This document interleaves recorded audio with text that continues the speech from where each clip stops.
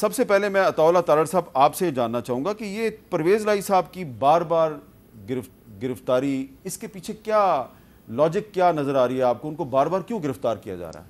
देखिए, यही जुडिशरी थी, यही जज साहिबान इन सर्विस थे जब किसी की बहन को चांद रात को नैब गिरफ्तार कर लेती थी, जब किसी बेटी को वालिद के सामने सिर्फ इसलिए गिरफ्तार किया जाता था कि उस वालिद को अजियत दी जा सके, और 2 दफ़ा गिरफ्तारी डाली जाती थी।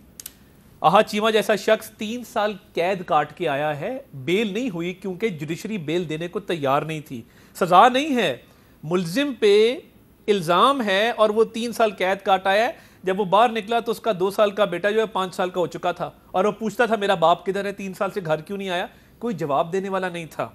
उसके बाद आप आगे चलें, राना सनाउल्लाह पे मंशियात का केस बना, कोई क़यामत नहीं टूटी। किसी अमजद रफ़ीक साहब को रोना नहीं आया कि पॉलिटिकल स्टैचर है, 70 साल का आदमी है, इसको निकालो, घर छोड़ के आओ।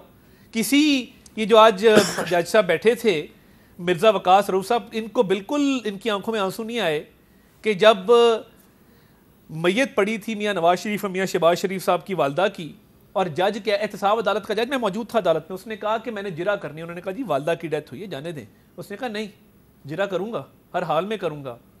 तो जब जुडिशल सिस्टम पूरा एक्टिव हो जाता है, और आपने चीनी का जिक्र किया, जुडिशल एक्टिविज्म ही है ना, एक शख्स की रिहाई के लिए, मुझे मीर साहब स्टेटिस्टिकली आप बता दीजिए नैब के केसेस में कितने मुल्जिमान हैं जो जिस्मानी रिमांड पे हों, जुडिशल रिमांड नहीं, तहकीकाती इदारे की तहवील में जिस्मानी रिमांड पे हों, और किसी को बुला के गुड टू सी यू कहा जाए, और किसी को कहा जाए कि इसको बाहिफाजत घर छोड़ के आइए और अपनी तहवील में घर छोड़ के आइए।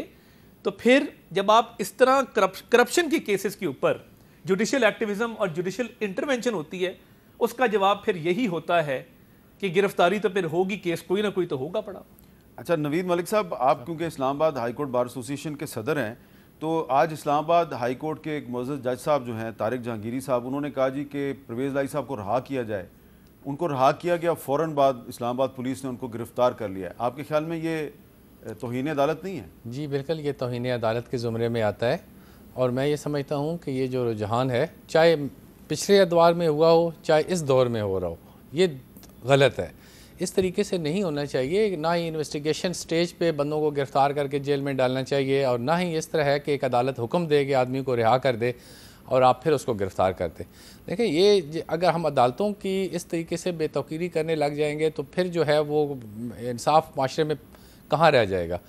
इसमें काफ़ी तरह ज़िम्मेदारी मैं समझता हूँ सियासतदानों पे भी आयद होती है और जुडिशरी पे भी आयद होती है कि जुडिशरी को हर मुमकिन हद तक रिस्ट्रेन करना चाहिए सियासी मामलात में दखल अंदाजी से। और ये अनफॉर्चुनेटली अभी से नहीं, ये जब से सिस्टम चला है उस वक्त से ये दखल अंदाजी हो रही है, और आज वो इस नतीजे पे आ पहुंची है कि आज अदालतों की कोई कदर नहीं है, अदालतों के जो अहकामात हैं उनको गुमान नहीं रहा, उनकी कोई अहमियत नहीं रही। तो ये जब तक हम अदालतों को अपनी हदूद में रह के काम नहीं करेंगे और उस हद तक रिस्ट्रेन नहीं करेंगे अपने आप को सियासी मामलात में इंटरफेरेंस से, तब तक ये मामलात में बेहतरी नहीं आ सकती।